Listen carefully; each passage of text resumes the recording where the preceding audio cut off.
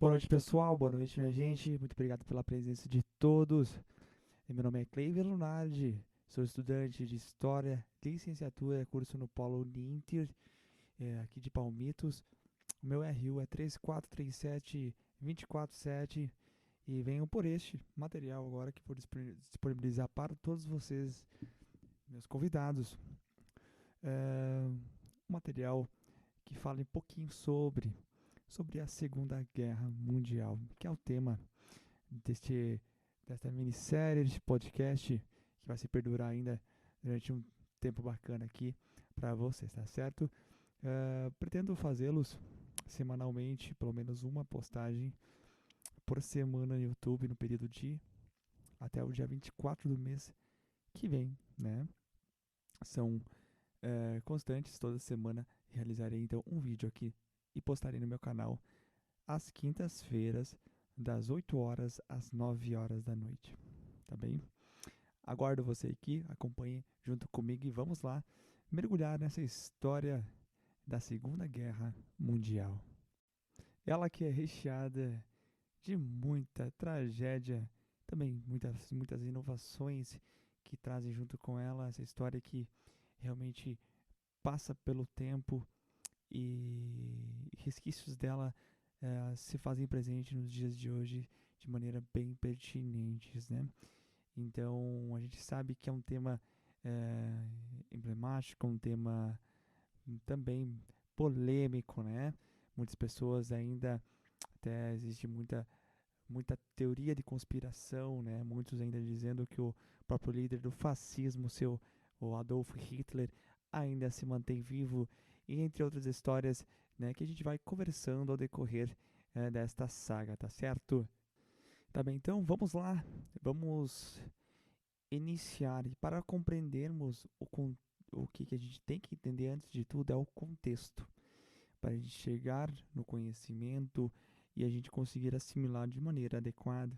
Nós temos que compreender qual época que se passa a Segunda Guerra Mundial e o que de fato a instigou, né, a acontecer, né? E lembrarmos também que nenhuma guerra acontece por acaso. Tudo leva a uma ação que, né, já os físicos já diziam, os matemáticos, né, uma ação, né, leva a uma reação, né?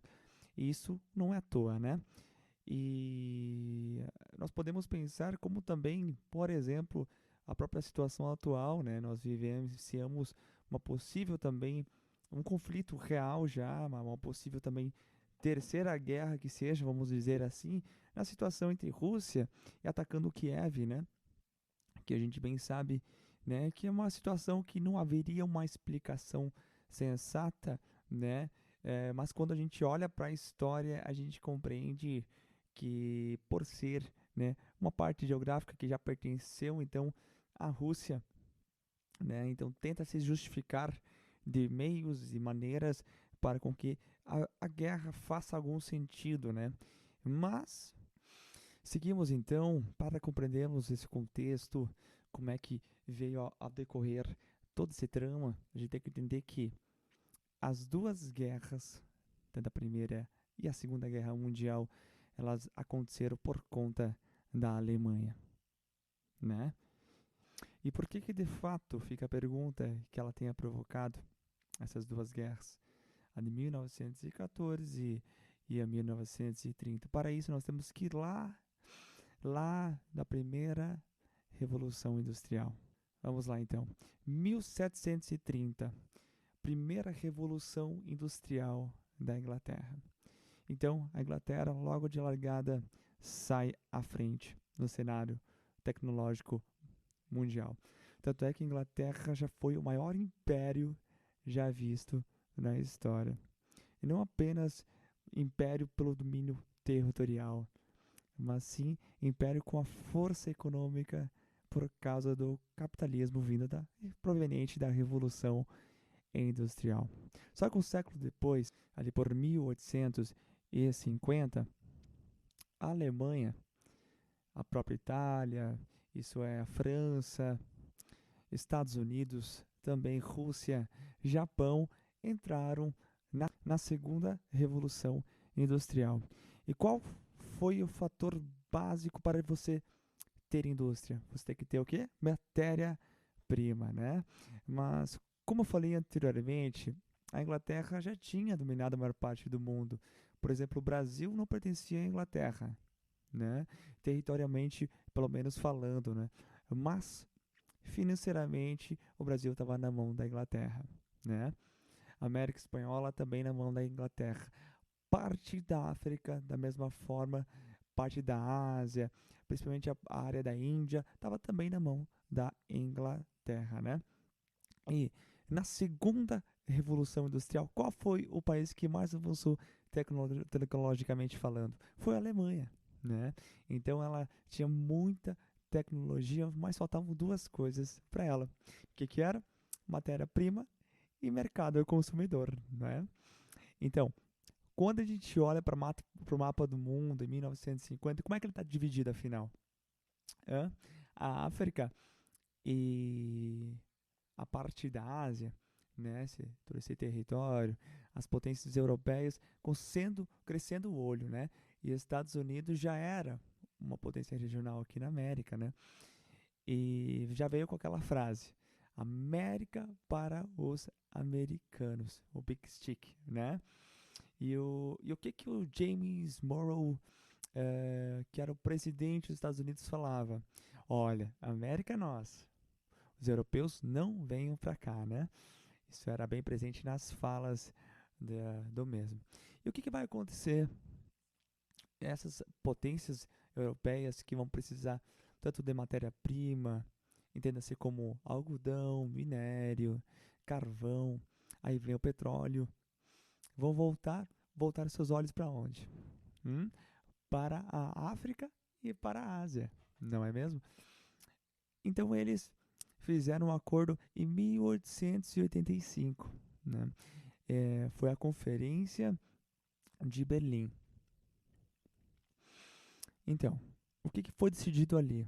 Nós vamos retalhar e colonizar o continente africano e a Ásia. Essa região aí que seria a Índia, China e o próprio Japão. Então ficou dividido o continente africano dessa forma. Aí então uma abertura, um parênteses, tá? Vamos lá. Moçambique fala português, né? A África do Sul fala inglês, não é? Consegue fazer essa reflexão? Por que eles falam? Porque é o seguinte, as potências europeias industrializadas na época dominavam esses lugares. Então, na hora de fazer essa divisão aí, a maior parte ficou para quem? Para a Inglaterra e para a França, né? E a Alemanha, que era o mais poderoso, a potência mais poderosa e mais avançada tecnologicamente, assim falando, ficou com a parcela menor e ela não aceitou isso. E os geógrafos alemães na época falavam o seguinte, ó, porque a Alemanha, gente, para vocês entenderem, ela é o tamanho de Minas Gerais, né? É muito pequeno, sem sombra de dúvidas. A gente sabe compreender a questão do território, é comparativamente, basicamente, né, como esse estado citado. Então, como os geólogos citavam na época, eles defendiam a ideologia do espaço vital. Era a campanha. Fala-se muito sobre o imperialismo, né? De fato, né? Que é como ele é categorizado, né? Por questão de expansão territorial, né? E foi isso que aconteceu. A Alemanha mencionou, né? Se não assumirmos por bem essas áreas, será por mal. E foi então isso que aconteceu. E aí, então veio a Primeira Guerra Mundial, né?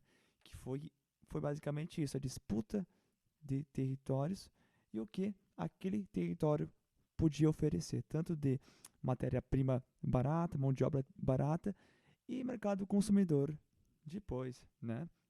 E aí nós vamos ter, então, né, na Primeira Guerra Mundial, lutando de um lado a Alemanha, né? A Itália, no primeiro momento, entra a favor da Alemanha. Do outro lado, nós vamos ter a França e a Inglaterra, né? E, e a Rússia do lado da França, né? Só que olha como que a coisa vai complexando, né? Em 1917, a Rússia sai da guerra e passa pela Revolução Socialista e vira a União Soviética, né? E os Estados Unidos teve uma participação assim mínima, né? Mínima. Tá. Moral da história. A moral da história. A Alemanha perde a guerra, né? E aí quando chega em 1919, o Tratado de Versalhes, que, bem, vocês já devem ter ouvido muito sobre isso, né?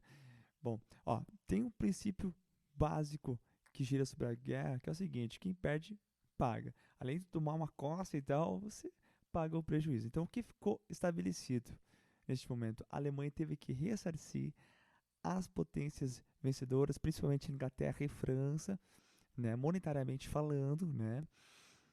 Foi proibido ela ter uma frota naval, uma das questões. O seu exército também ficou reduzido, né, para até 100 mil homens, né? Tinha uma área chamada Alsácia-Lorena, se não me engano.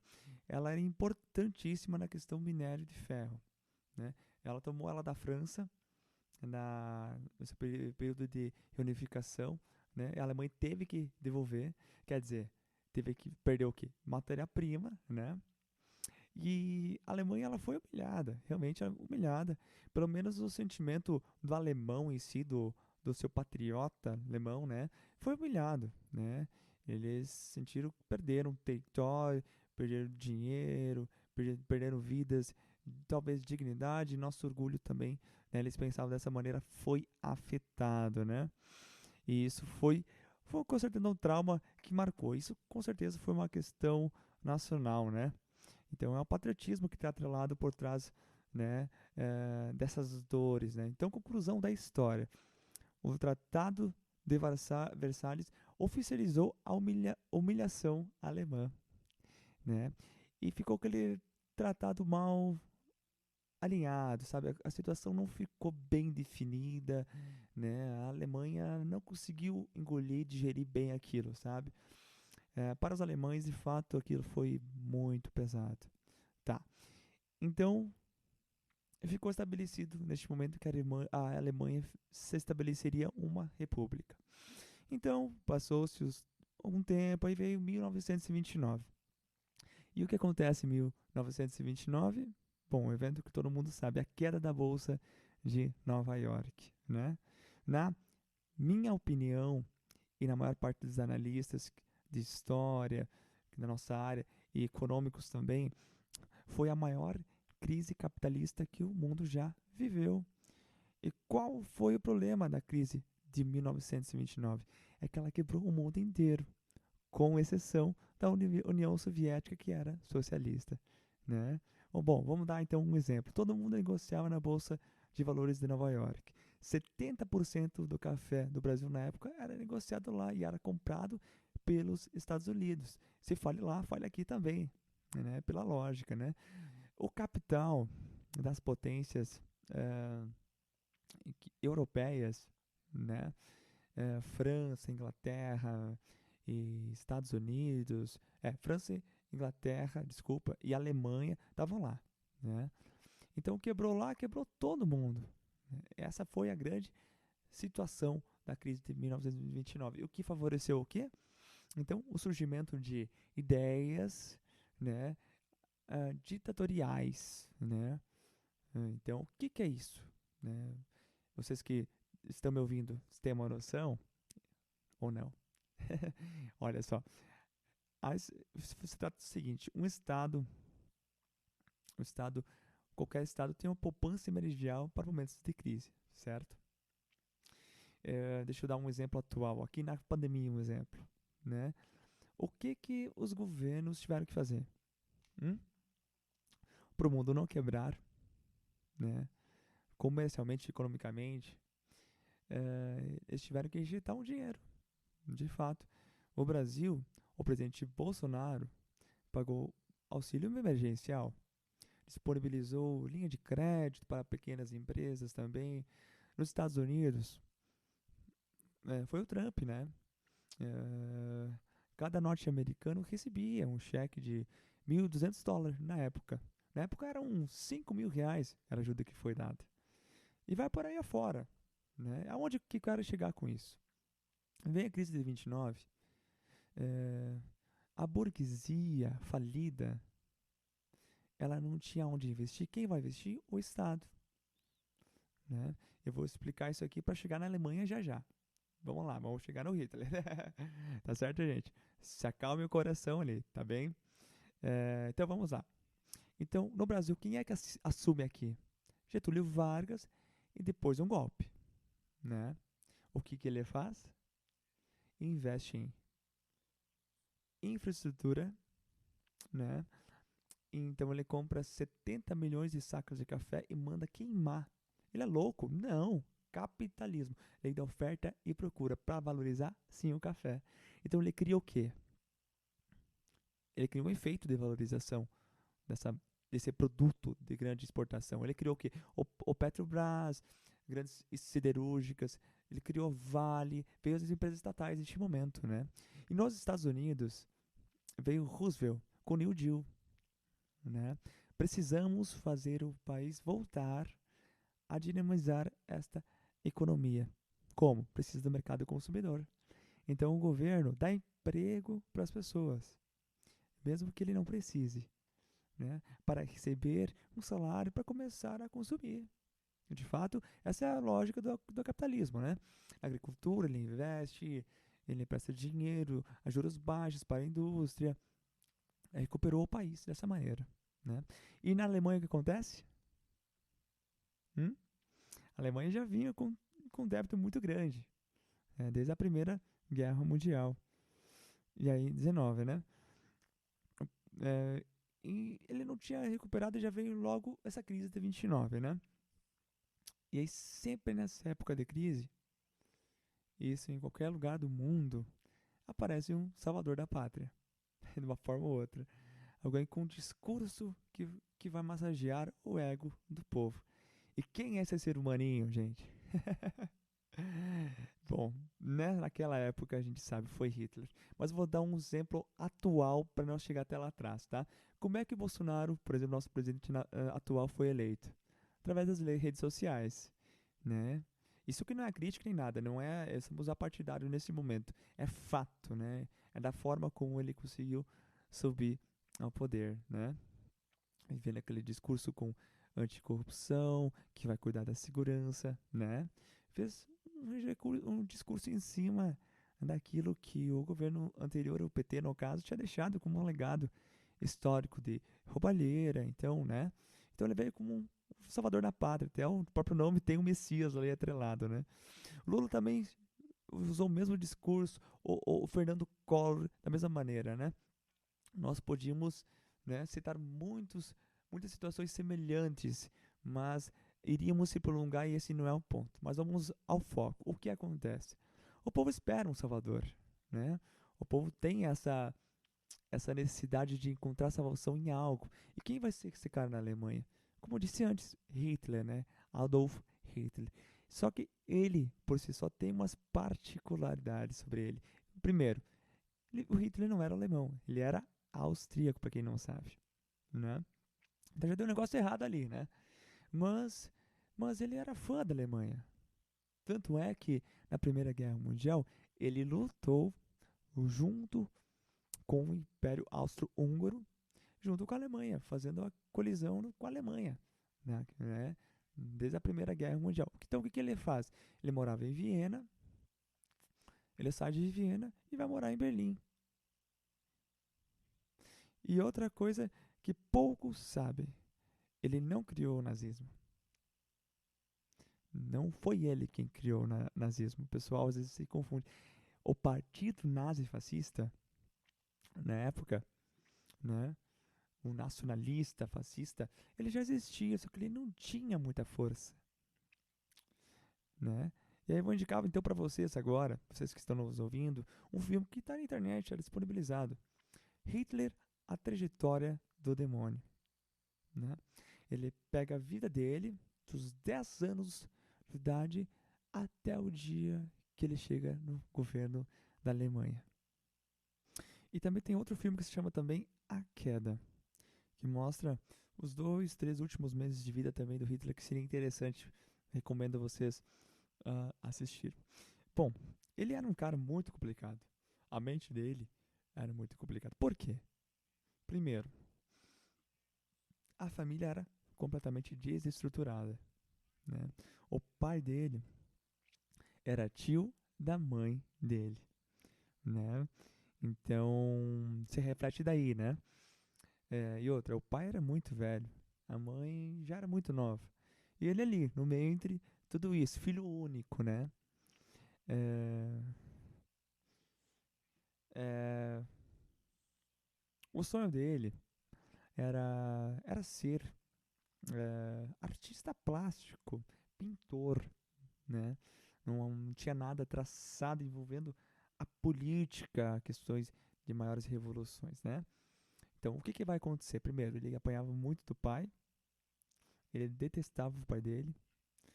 E por que eu estou contando isso? Para começar a montar na cabeça de vocês que estão nos ouvindo aqui no podcast, que o que tinha na mente dele com relação ao povo judeu, né? Então, quando ele está ali na fase de adolescência dele, entrando na fase adulta, ele pinta os quadros e leva numa uma casa de pintura, né? Que comprava quadros, ele negociava quadros em Viena, né? E o cara ali era judeu. E judeu tem uma particularidade, viu, gente? É difícil ver um judeu pobre, não sei se já perceberam isso, né? Ver aí Silvio Santos, Luciano Huck, cito esses nomes para vocês conhecerem, sempre tem dinheiro. Então o cara fecha cota com ele, né? Você mencionou que você, como um pintor, ele era um ótimo arquiteto.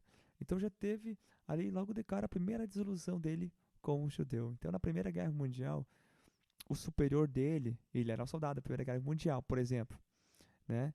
É o que aconteceu, né? E o supervisor dele era judeu, né? E mandava eles para as missões mais pesadas. Então ali é o segundo trauma com judeu, né? Tá, beleza. Então quando ele se muda para a Alemanha, por volta ali de 1930, 1931, ele, ele vai a um bar, né? E neste bar ele tomou conhecimento de uma reunião do Partido Nazista, que já existia. Então ele vai nessa reunião, é, né? E ele observa que sim, era uma reunião morta, uma reunião sem vida, né? E ele começou a discursar, pediu a palavra, né? Começou a discursar da forma dele. E ele tinha um dom da eloquência. Ele falava muito bem. Ele tinha um poder de convencimento muito grande. Né? Como se fosse um coach na época de hoje, entendem? Sabe? Uma persuasão incrível, um poder de convencimento sensacional. Né? Daqui a pouco, né? Ele se torna um líder do Partido Fascista, se torna um candidato a deputado. Só que ele escreve um livro e as ideias dele eram ideias contraditórias. Porque ele pede para justificar a questão do resgate do orgulho alemão, ele vem com a ideia contraditória, né? E isso foi o motivo pelo qual ele se destacou, né? Ele acabou convencendo então os seus seguidores, os ah, seus novos colegas, novos eh, eh, parceiros ali dentro das lideranças, ele acabou cativando, né, a assumir a postura dele, a ideia dele de fazer eh, do jeito que bem a gente sabe como foi, né? Eu gosto muito de fazer comparações também, que podemos fazer muito claramente com também nosso tempo atual. é, não remetendo ao anacronismo, mas é importante para que esses exemplos, eu acredito muito que sirva, né? Sirva de para mais fácil assimilação de como que era a sociedade na época, com a diferença de hoje, né? Ou com a igualdade, que assim pode ser também. Queria falar que, por exemplo, o Partido Nazista na época era um partido inexpressível, né? Ele é como se fosse o PT na época, antes de tomar eh, protagonismo, né? Ele começou, por exemplo, Lula, né? No PT, começou como prefeito, depois deputado estadual, né? Foi subindo, né? Até chegar, então, à presidência, né? E dessa mesma maneira, de maneira inexpressiva, começando de maneira, primeiro degrau, ele foi subindo as escadas, de maneiras contínuas, sempre para cima, até que ele conseguiu ah, as ascender, né? Só que o quê? Ele pregava o radicalismo, a tomada do poder com a, com a força, não é pela via democrática, né? Vocês lembram que eu falei lá no início que quando acaba a Primeira Guerra Mundial, eles impõem que a Alemanha tinha que ser uma república? Lembram? Teve até um nome, né? República de Weimar, né? Conclusão, para que vocês logo entendam a situação. Vai então. A conclusão da história, eles começam a se candidatar e a tomar cadeiras no parlamento alemão, né? Certo? Só que ali, então ele tenta um golpe. Hum? Quando ele tenta o golpe, ele é preso. Ele ficou preso. Mas o cara era tão bom de lábia, né? Que quando ele estava preso, ele escreveu um número, desculpa, um livro, né? Chamado Minha Vida. O que ele vai descrevendo ali, o que ele pensa da vida, a questão do eh, da raça ariana ser superior, né? Porque o alemão ele ele foi destinado a, a ser líder, né? E aí ele vai trabalhando, massageando o ego do povo alemão, né? Colocando, nós não podemos ficar debaixo dessa humilhação, né? E por incrível que pareça, no dia de julgamento, o Luiz absolveu ele. No dia do julgamento, ele foi absolvido. Porque o juiz comprou a ideia dele. A questão da raça pura, superior. Mexeu com o ego do juiz, né? Então, para um povo como estava fragilizado, aquilo servia muito bem. Então, aquele negócio, guardar as devidas proporções, né?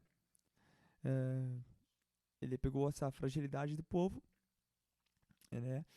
Nessa medida, essa carência que eles tinham. E assim, nós seres humanos somos assim, nós somos carentes, né?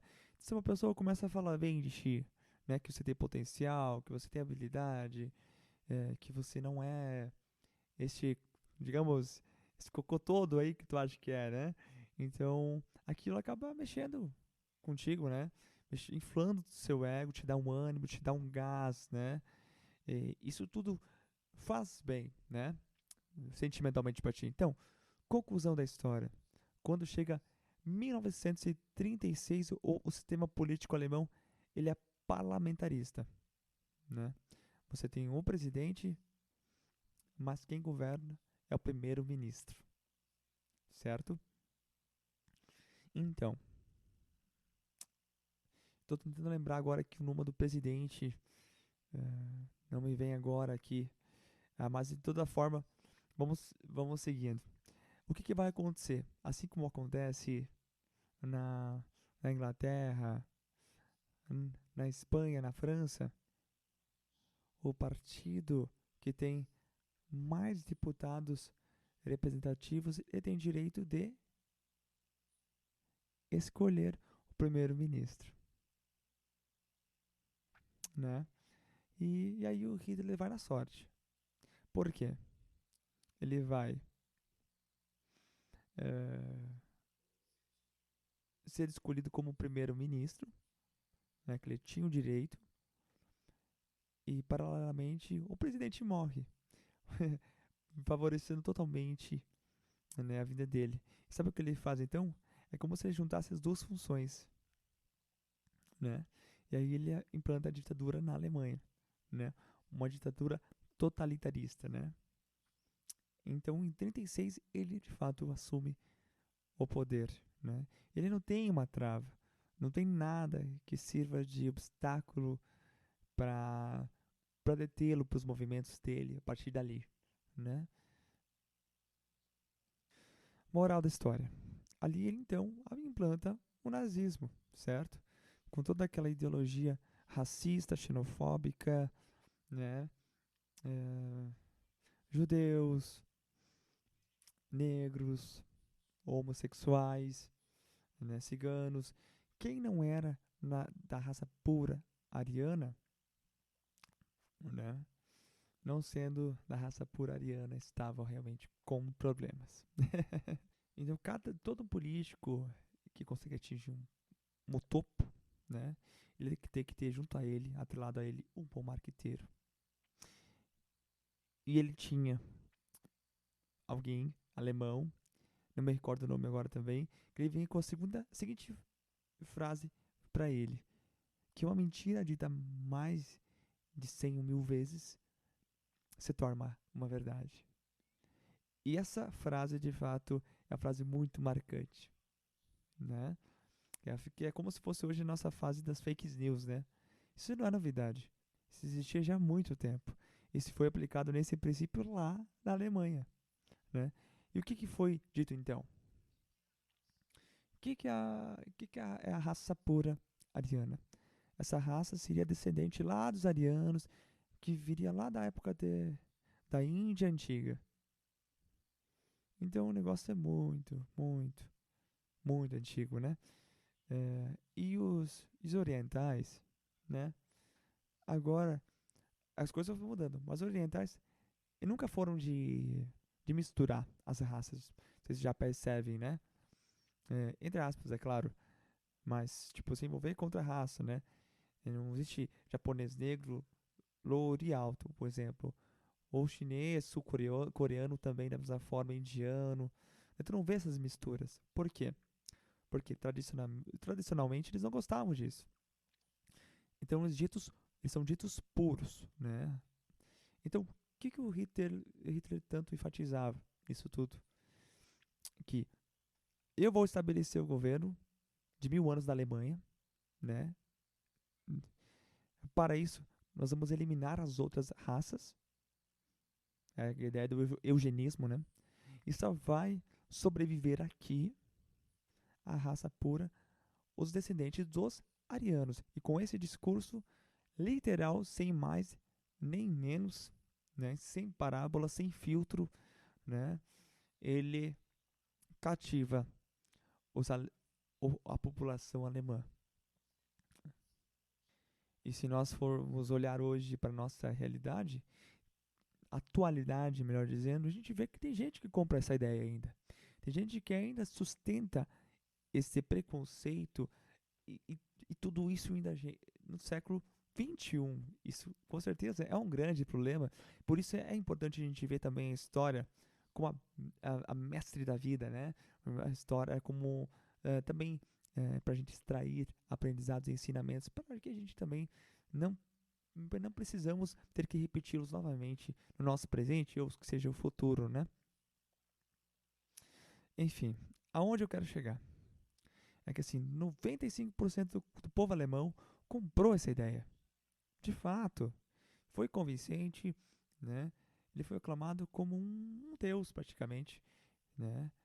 E Guilherme era considerado um grande líder, né? Ele é deusado como se fosse uma figura divina, porque eles trabalhavam muito essa ideia, né? Do líder capaz, daqueles que sabe o que faz, do que fala e outra. E é inegável que ele tirou a Alemanha do fundo do poço, né? Lembra que eu falei na crise 29? Tinha sempre um personagem de cada país que entrava para consertar toda a situação. Getúlio Vargas no Brasil, o Roosevelt nos Estados Unidos, o Mussolini na Itália, Na Alemanha foi o Hitler, né? É, e aí, por que que ele não gostava de judeu? O que que ele fez? Ele, então, confiscou a riqueza dos judeus. Exatamente. Então, a questão não era só a questão de etnia. Ele tinha o quê? A burguesia é, alemã apoiando ele, né? E o que que ele fez? Ele foi lá e confiscou a riqueza dos judeus e usou isso para resgatar a economia da Alemanha. Por isso que logo virou uma grande potência, né? Ele levou a Alemanha para cima economicamente. E aí? Ele investiu em tecnologia, criou novas armas de guerra, né? E havia ah, em 1918, né, a, a paz armada, né? Quer dizer, estava em paz, né?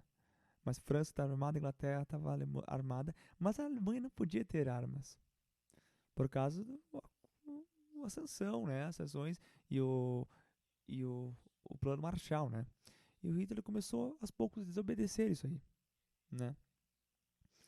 E ele inventou a metralhadora, os canhões, até o próprio Fusca que a gente conhece hoje, né?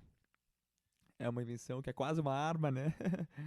Ainda que se ainda é presente hoje, a gente ainda tem alguns modelos andando por ali, mas ele foi um carro de guerra, né? De fato, ele foi criado para enfrentar os climas hostis, né? De frio intenso. Por isso que já percebeu que o Fusca não tem radiador, justamente para ele não congelar, né? Porque ele vai andar em um território mais gelado, né? Então ele foi projetado de fato na época, com o pensamento na época, para ser um carro versátil no campo de guerra, que consiga enfrentar qualquer terreno, né? Então, qual que era a ideia da Alemanha?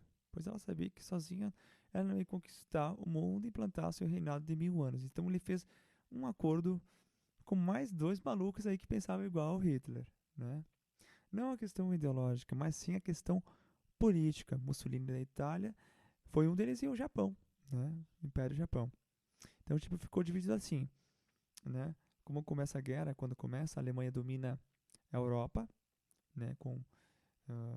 E a Itália, o norte da África, o Japão, o Oriente. E depois, o objetivo final seria a América, né? Porque o Fusca ele seria, poderia, porque o Fusca, porque ele podia ser utilizado também no norte da África, né?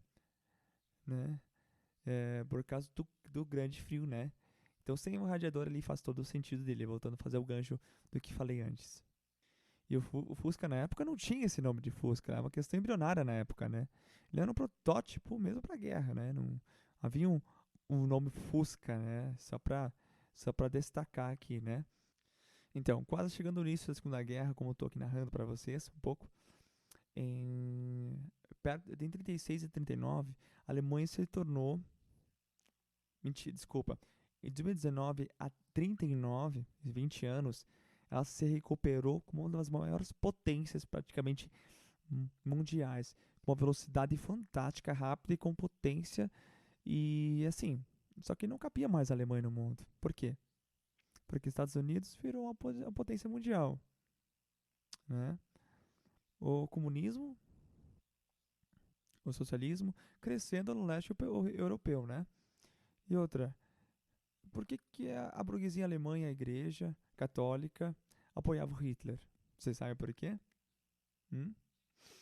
Então, o que, que o socialismo prega? Tudo igual a todos e não tem religião, né? Esse é socialismo.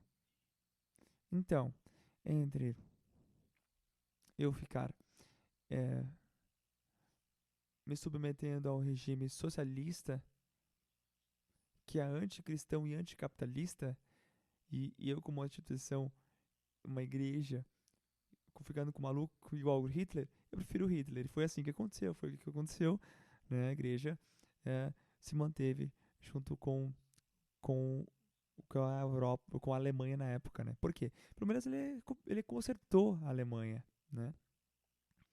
né? E o que aconteceu que no povo soviético, que o povo recuperou o poder. E o que não aconteceu aqui é nós continuando a ganhar nosso dinheirinho, né? Então foi ali que a burguesia apoiou, né? Então, neste momento, a burguesia podendo comprar o marketing, o povo apoiou. Os 95% apoiaram. E os 5% que não apoiaram foram os judeus, né? Que, que o próprio povo alemão que tinha um pouquinho de visão crítica, que tinha algo errado. Mas o que o Hitler falou, mandou fazer com esse povo? Com o campo de concentração, né? É isso então, gente. Eu gostaria de agradecer a todos pela companhia. Estamos finalizando, então, neste momento, nossa primeira sessão, né, sobre o tema da Segunda Guerra Mundial. Espero que tenham entendido. Damos prosseguimento na semana que vem com mais um aulão, né, a respeito desse tema tão abrangente que envolve tantas nações, né, e tantos problemas e tantas inovações e tantas coisas que por trás disso tudo, né, a gente tem hoje acesso graças a um trabalho, né, ímpar de vários historiadores, né, em prol do conhecimento científico que a história estuda. Tá certo, gente? Vamos ficando por aqui então. Até a semana que vem. Grande abraço e até lá.